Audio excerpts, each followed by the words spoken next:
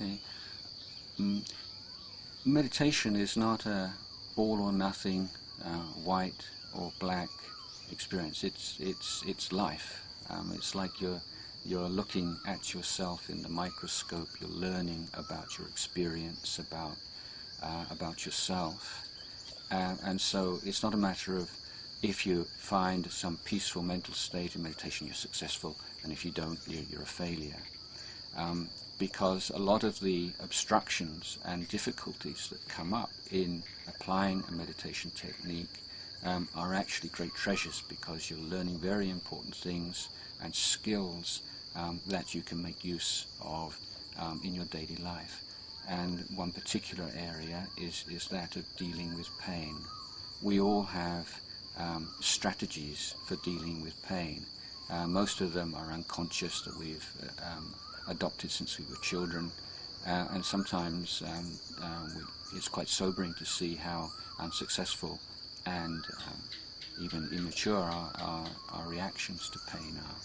So we're putting ourselves in a position where, yes, we're going to experience some physical discomfort at certain times during the sitting, sometimes more than others, and we want to really understand the nature of this unpleasantness, rather than saying, I don't want this, and just get up straight away, because in life, when we get sick, when we get old, we're not going to have that option. So let's learn about it now while we're still reasonably healthy. And the most important observation or insight, I think, that we make is that pain is not a purely physical phenomena. It has a large mental component or contribution, and that we can see, I think, quite easily, even outside meditation. If you're watching a movie, you can sit quite still, or reasonably still, for maybe 2 or 3 hours without feeling any great discomfort, because your mind is elsewhere. Whereas in meditation, your mind is not elsewhere. You're right here. And what we can see is that the same kind of physical difficulty can be experienced sometimes as tormenting, and other times as a minor irritation. And that is because of the mental reaction to the pain. Reactions which are almost automatic and can vary from day to day, or vary from person to person.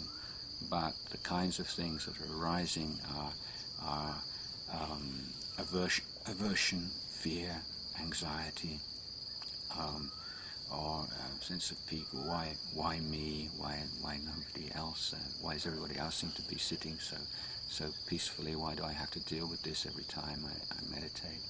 So there are all kinds of habitual and accumulated responses to physical discomfort that we're starting to illuminate through sitting with it.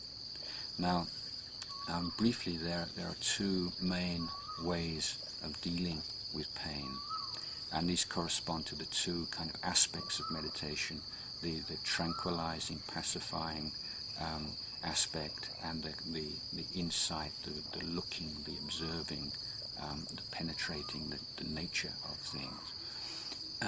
So with the first strategy, if the pain is not particularly piercing and oppressive, sometimes just bringing the mind back to the meditation object very patiently, every time it strays to the pain, can be successful.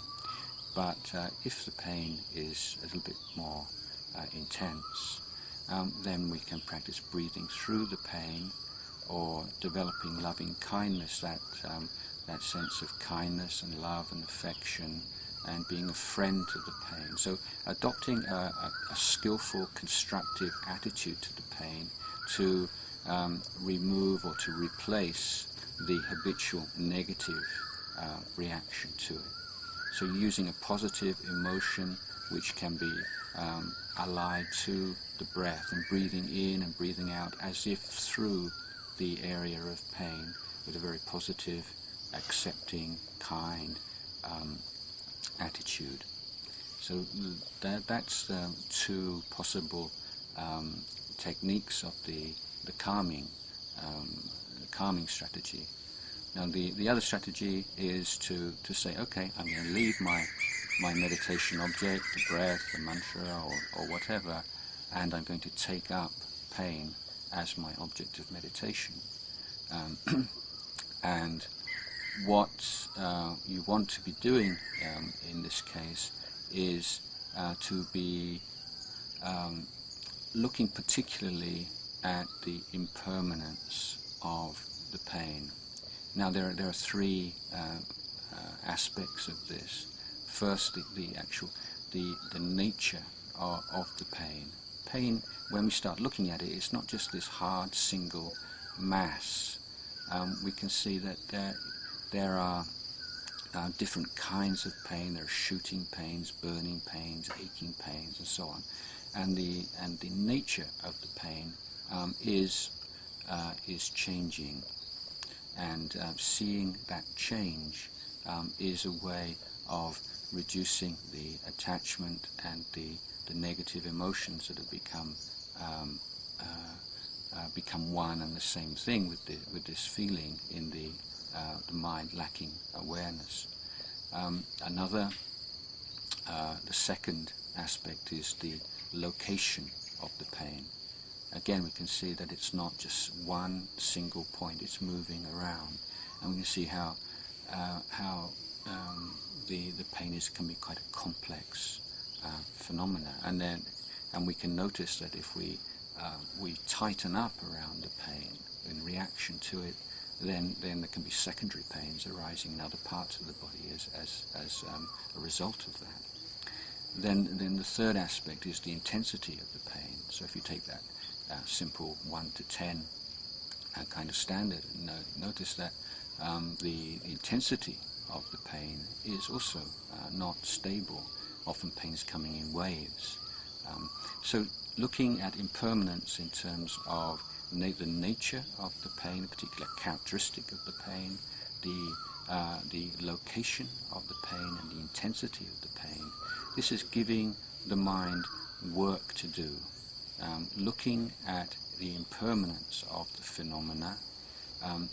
Now this is revealing the truth of what's going on more clearly to us, which is purifying in itself. But similarly with the calming technique, what's happening on a psychological realm, if you like, is that the mind can only have one interest at a time. So when you give your mind some work, some insight work to do, it can't at the same time be worrying and feeling averse and full of self-pity and so on. So there is also this replacement process taking place. So I would say in conclusion that working with pain is not something that you want to be doing very often, particularly in early days as meditation, because your attitude to meditation and your enjoyment of meditation is probably the most important condition for you being able to maintain a steady, regular meditation practice. If you start to conceive of meditation as being a daily struggle with pain, before long you'll probably find some good reasons to cut down the sessions or to eliminate the sessions altogether, because nobody wants to have to deal with that on such a regular basis. So every now and again take on pain as a meditation object. It's an important part of meditation, a good skill to learn. But other times, particularly if your mind feels it's really starting to calm down and settle down, you've got some awareness there, then very mindfully change posture. So it's not something that you have to do every time that you meet pain, but it's something that you should have some experience of dealing with.